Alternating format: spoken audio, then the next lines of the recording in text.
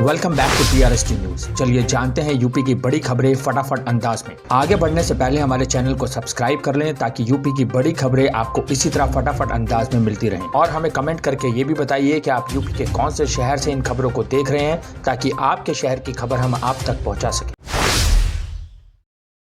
केंद्रीय गृह एवं सहकारिता मंत्री अमित शाह और उत्तर प्रदेश के मुख्यमंत्री योगी आदित्यनाथ भारतीय जनता पार्टी और निषाद पार्टी की संयुक्त रैली में पहुंचे। अमित शाह और सीएम योगी के मंच पर पहुंचते ही जमकर नारेबाजी होने लगी। शाह और योगी ने लखनऊ के रमाबाई अंबेडकर मैदान में आयोजित सरकार बनाओ अधिकार पाओ रैली में उमड़ी भीड़ का अभिनंदन किया। उत्तर प्रदेश के मुख्यमंत्री योगी आदित्यनाथ ने शुक्रवार को विपक्षी दल समाजवादी पार्टी और बहुजन समाज पार्टी पर मछुआरा समुदाय को पट्टे देने के काम को बंद करने का प्रयास करने का आरोप लगाया। भारतीय जनता पार्टी और निषाद पार्टी द्वारा आयोजित सरकार बनाओ अधिकार रैली को संबोधित करते हुए कहा कि सपा और बसपा की सरकारों ने निषाद समुदाय के हितों पर कुठाराघात करने का प्रयास किया। उन्होंने कहा कि सपा बसपा की सरकारों ने मछुआरों को पट्टा देने के काम को बंद करने का प्रयास किया था, लेकिन हमारी सरकार मछुआरा समाज को मछली पालन के लिए पट्टा देने का काम कर रही है।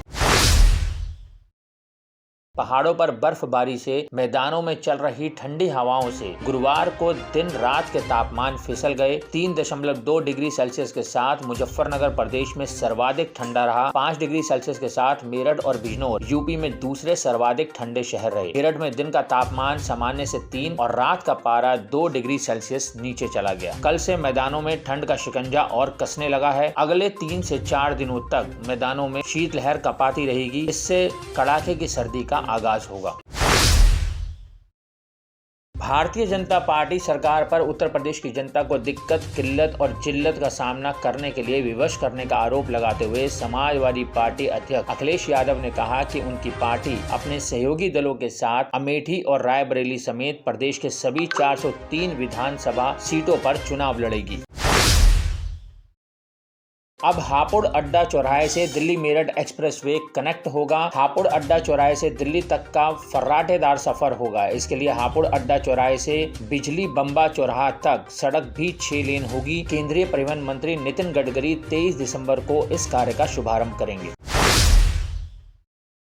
गृह मंत्री अमित शाह ने पिछड़ों और दलितों के हितैषी होने के सपा बसपा के दावे को खोखला बताते हुए कहा, सपा बसपा कहते हैं कि वो पिछड़ों के लिए काम करते हैं, कांग्रेस का समर्थन करते रहे, लेकिन पिछड़ा वर्ग आयोग को संवैधानिक दर्जा देने का काम नहीं किया। 2014 में मोदी जी की सरकार ने पिछड़ा वर्ग आयोग को संवैधानिक दर्जा दिलाने का काम किया। उन्होंने रैली में मौजूद जन समूह से पूछा, सपा बसपा ने यूपी में सालों तक शासन किया, लेकिन मैं आपसे पूछना चाहता हूँ कि क्या कभी किसी गरीब के घर गैस पहुंची, शौचालय बना, हर गरीब को कभी घर मिला? अगर किसी ने ये सब किया तो वो हमारे प्रधानमंत्री मोदी जी ने ये काम किया।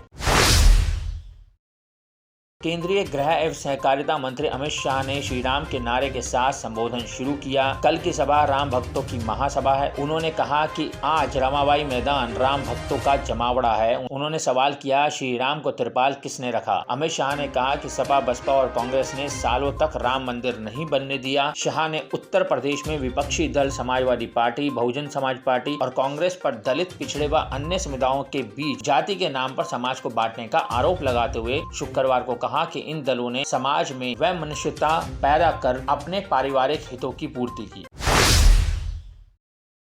केंद्रीय सामाजिक न्याय व अधिकारिता राज्य मंत्री रामदास अठावले ने कहा कि यूपी में फिर भाजपा सरकार बनेगी। उन्होंने सपा के राष्ट्रीय अध्यक्ष व पूर्व मुख्यमंत्री अखिलेश यादव के दावों पर कहा कि भले ही 400 सीट जीतने की बात कर रहे हों, लेकिन उनकी सिर्फ 40 सीटें आएंगी। अखिलेश यादव जी, एक जीरो इधर की तरफ आ जाएगी, इसलिए यूपी में बीजेपी फिर सरकार बनाएगी। उन्होंने ये भी कहा कि यूपी में Republican Party of India Baspa की विकल्प बनेगी।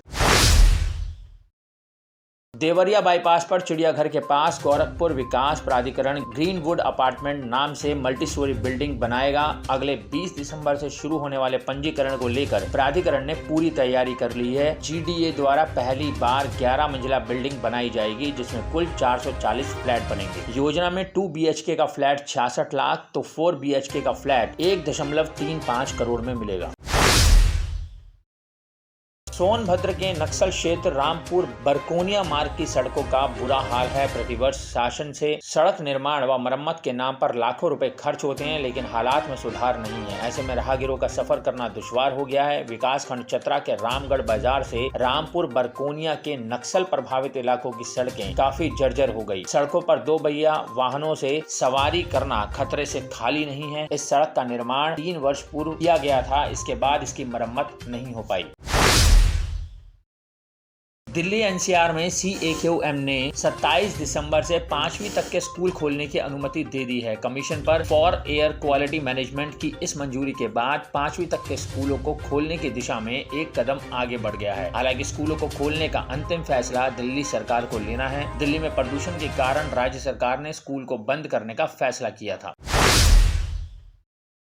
योगी सरकार ने गुरुवार को विधानसभा सत्र में तोहफे की बारिश की। अनुपूरक बजट का आकार यूं तो 8,779 करोड़ रुपए था, लेकिन इसका चुनावी विस्तार बहुत बड़ा है। योगी का अनुपूरक बजट पूरी तरह से यूपी विधानसभा चुनाव 2022 को फोकस करते हुए गढ़ा गया है। जिस तरह तोहफों की बारिश हुई है, उससे 45% से ज्यादा वोटरों को खींचने का प्रयास किया गया है।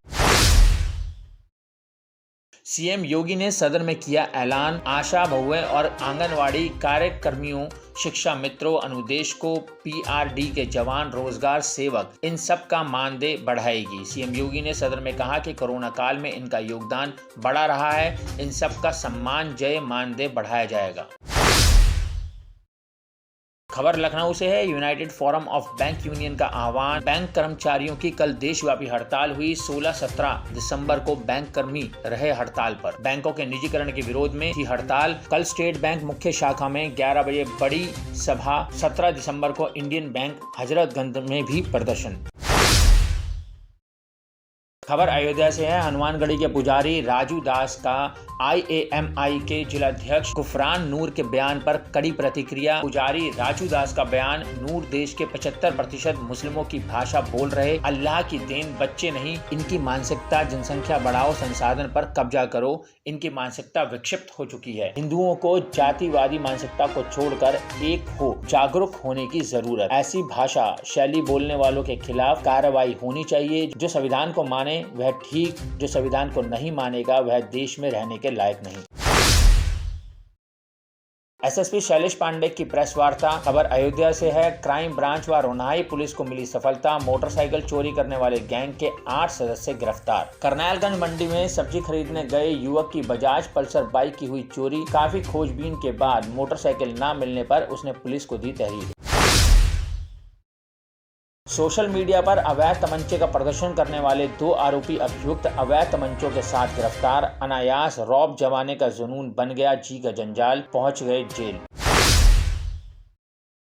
वहां है गोंडा गजब, यहाँ तो रुपया छापने की मशीन भी लगी थी। जाली नोट बनाने वालों का पर्दा फाश हुआ, 5 गिरफ्तार, पहुंचे जेल।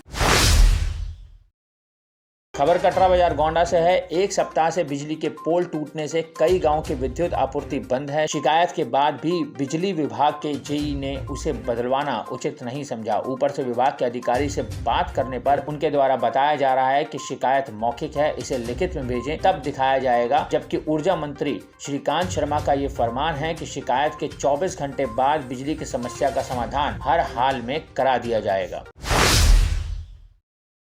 कर्नलगंज तहसील में SDM के नाक के तले स्टाम्प की ओवर रेटिंग धड़ल्ले से हो रही है, जिस पर अधिकारी मौन है। मामला कर्नलगंज तहसील का है, जहां पर इस समय स्टाम्प के नाम पर लोगों को लूटा जा रहा है। स्टाम्प क्रेता शुभम रस्तोगी, मनीष बाबू, अख्तर हुसैन ने बताया कि 10 रुपए के स्टाम्प की कीमत 20 से 25 रुपए ली जा रही है, जबकि 50 रुपए के स्टाम्प की कीमत 70 से 80 रुपए के बीच में है।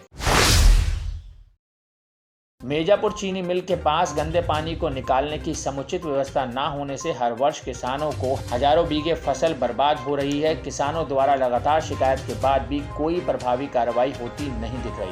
ऐसी और भी रोचक और दिलचस्प खबरें जानने के लिए आप विजिट कर सकते हैं हमारी वेबसाइट www.prsdnews.in। लिंक डिस्क्रिप्शन में दिया हुआ है, अभी जाएं और विजिट करें हमारी वेबसाइट www.prsdnews.in।